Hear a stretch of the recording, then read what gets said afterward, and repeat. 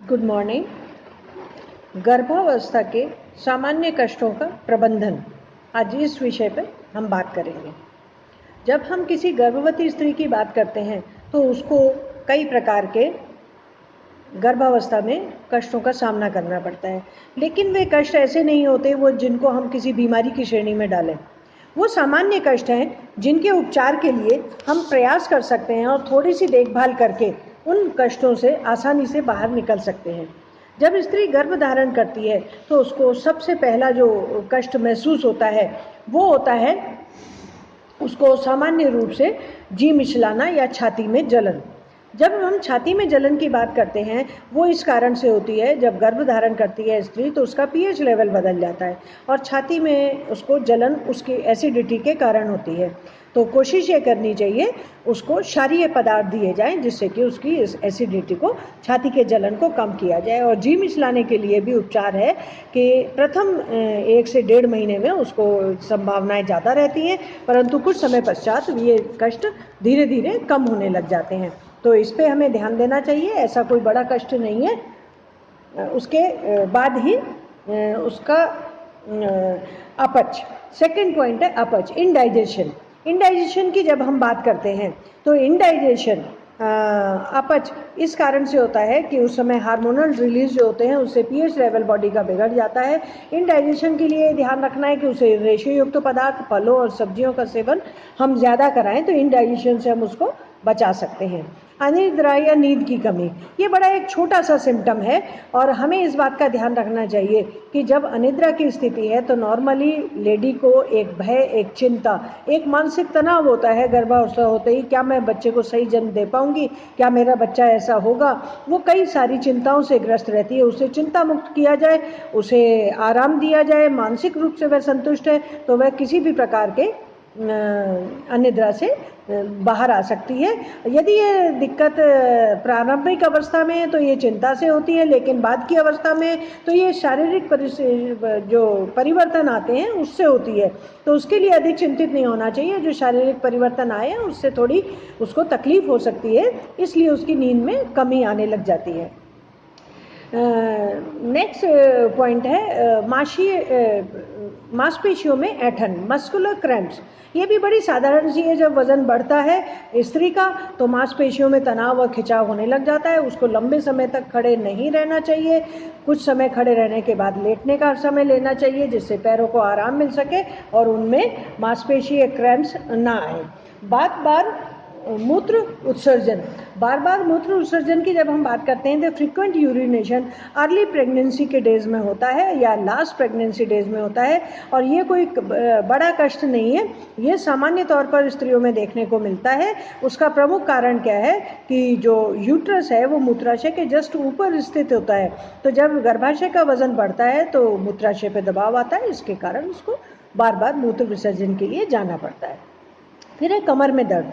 जब बॉडी का वेट बढ़ने लग जाता है, बॉडी का शेप थोड़ा नॉर्मल से अलग होने लग जाता है, पेट आगे की ओर बढ़ जाता है तो स्त्री का पोस्चर बिगड़ जाता है। पोस्चर बिगड़ने के बाद कई बार कमर में दर्द हो जाता है। अत्यधिक मात्रा में कमर दर्द हो तब तो डॉक्टर की सलाह लेनी चाहिए, अन्यथा गर्भवती स्त्री को अंतिम 3 माह में यदि वह करवट लेके लेटे तो उसके लिए वह आसान रहता है। सीधा लेटना कई बार होता है कि दर्द ज़्यादा मात्रा में महसूस होता है लंबे समय तक खड़े रहने से, या इस प्रकार की कोई वो नौकरी करती है जहाँ लंबे समय उसे खड़ा रहना पड़ता है तब भी यह कष्ट का कारण होता है, तो इस बात पे ध्यान देना चाहिए।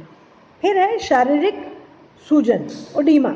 ओडीमा नॉर्मली प्रेगनेंसी के लास्ट के 1 मंथ में देखने को मिलता है।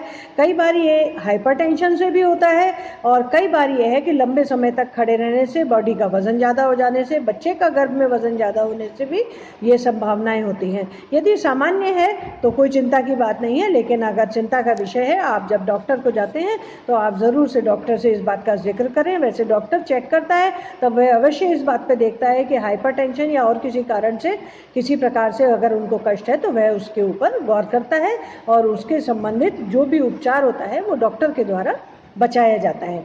तो ओडिमा के सिम्टम्स अगर दिखाई देते हैं तो ब्लड प्रेशर ज़रूर चेक करना चाहिए, अन्यथा रेस्ट करने से भी पैरों की सूजन को कम किया जा सकता है। फिर हम बात करते हैं वेरिकोज वेन्स। वेरिकोज वेन्स वो कष्ट है जिसमें पैरों की नसें फूलकर बाहर की ओर निकल आती हैं। यह सामान्य तौर पर अधिकतर स्त्रियों में नहीं होता, बहुत रेयर केसेस में होता है, लेकिन उसका प्रमुख कारण है गर्भवती स्त्री का ज़्यादा लंबे समय तक खड़े रहना या इस प्रकार का तनाव में रहना। तो तनाव में ना रहें, मानसिक रूप से शांत और संतुष्ट रहें, लंबे समय खड़े रहने वाला काम ना करें। यदि आपकी नौकरी इस प्रकार की है कि लंबे समय तक पैर लटका के बैठना पड़ता है या खड़े रहना पड़ता है, तो पैरों को थोड़े ऊंचे फुट रेस्ट पर रखें और जहाँ तक संभव हो गर्म पानी में नमक डाल के पैरों का सेक करें और पैरों को ऊपर करके लेटें, जिससे कि पैरों को आराम मिलता है। कई बार गर्भवती स्त्री को सांस की कमी महसूस होती है। सांस की कमी उन परिस्थितियों में महसूस होती है जब गर्भावस्था का अंतिम 1 महीना रह जाता है, क्योंकि उस समय उनका वजन बढ़ जाता है, बॉडी बैलेंस बिगड़ने लग जाता है और गर्भाशय का साइज बढ़ जाता है, जो कि ऊपरी अंगों को संकुचित करके स्थान कम देता है, जिससे कि लंग्स ठीक प्रकार से काम नहीं कर पाते। तो उसके लिए यह है कि उन्हें कोई भारी काम नहीं करना चाहिए, हल्का काम करना चाहिए, बहुत तेज़ वॉक नहीं करना चाहिए, कम मात्रा में वॉक करना चाहिए। यह उनके लिए अच्छा रहेगा। और यदि फिर भी यह समस्या परसिस्ट करती है या कठिनाई बढ़ती है तो डॉक्टर से संपर्क किया जाना चाहिए। वैसे सांस नॉर्मल कंडीशंस में कभी भी नहीं फूलती है। और एक जो सामान्य रूप से प्रत्येक गृहिणी में गर्भवती स्त्री में देखने को मिलता है, किसी विशेष भोज्य पदार्थ के प्रति रुचि हो जाना या अरुचि हो जाना। गर्भावस्था में ये सामान्य लक्षण है। प्रथम 3 माह में किसी पर्टिकुलर भोज्य पदार्थ के प्रति अरुचि हो जाना, तो उस समय हमें ध्यान रखना चाहिए कि गर्भवती स्त्री की रुचि के अनुरूप उसे भोजन दें। कुछ समय पश्चात वह अरुचि खत्म हो जाती है और वापस से वो सभी चीज़ें खाने लग जाती है। यदि वो किसी चीज़ के प्रति अरुचि दर्शाती है तो उसी वस्तु का कोई सब्स्टिट्यूट, यानी कि उसके स्थान पे कोई दूसरी चीज़ जो उसको हम दे सकते हैं, वो दी जानी चाहिए। और इस प्रकार से हम उसके इन सामान्य कष्टों को, जो गर्भावस्था के 9 महीने की अवधि में कभी भी हो सकते हैं जीवन में, उनको टालने का प्रयास कर सकते हैं। तो हमारा ये प्रयास होना चाहिए कि इन सभी समस्याओं से उसको मुक्ति दिलाई जा सके। Thank you.